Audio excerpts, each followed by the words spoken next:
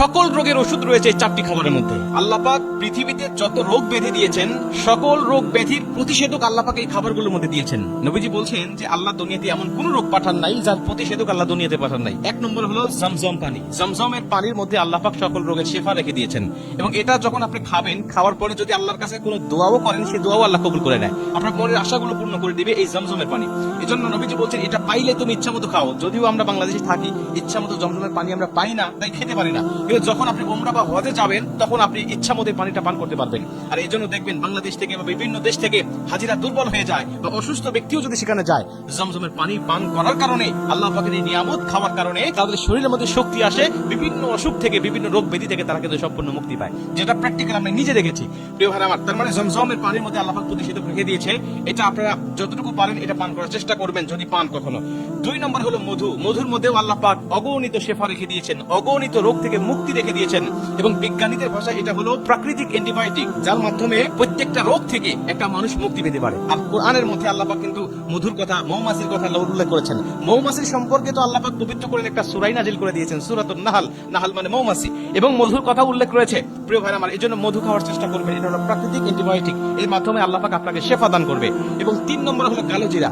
নবীজি বলছেন কালোজিরা এমন একটা প্রতিষেধক, এমন একটা আল্লাহর নিয়ামত, যার মাধ্যমে শুধু মৃত্যু বাদে সকল রোগের ঔষধ, সকল রোগের প্রতিষেধক আল্লাহ পাক কালোজিরার মধ্যে রেখে দিয়েছেন।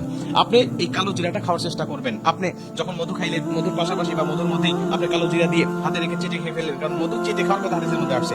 খাবারের মধ্য দিয়েও খেতে চান, তাও আপনি খেতে পারেন। যে কোনো ভাবে আপনি কালোজিরাগুলো খাওয়ার চেষ্টা করবেন, এর মধ্যে আল্লাহ পাক অগণিত শেফা আপনার জন্য রেখে দিয়েছেন। এবং সর্বশেষ সেটা হলো খেজুর।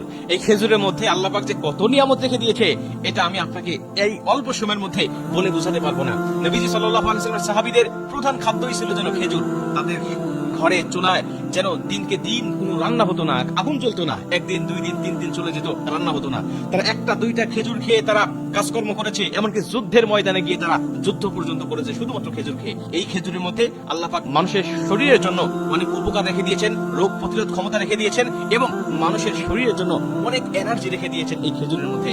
এজন্য আপনারা যদি সম্ভব হয় কখনো এই 4টি জিনিস সর্বসময় সংরক্ষণ করে রাখা, এবং যখনই সুযোগ হবে, যখনই আপনার দরকার হবে, প্রয়োজন হবে, তখন আপনি এগুলো খাওয়ার চেষ্টা করবেন। এর মাধ্যমে আল্লাহ পাক আপনাকে সুস্থ রাখবে। আল্লাহ পাক আপনাকে দুনিয়ার জমিনে এজন্য সুস্থ রাখবে যেন আপনি আল্লাহর ইবাদত বেশি বেশি করতে পারেন।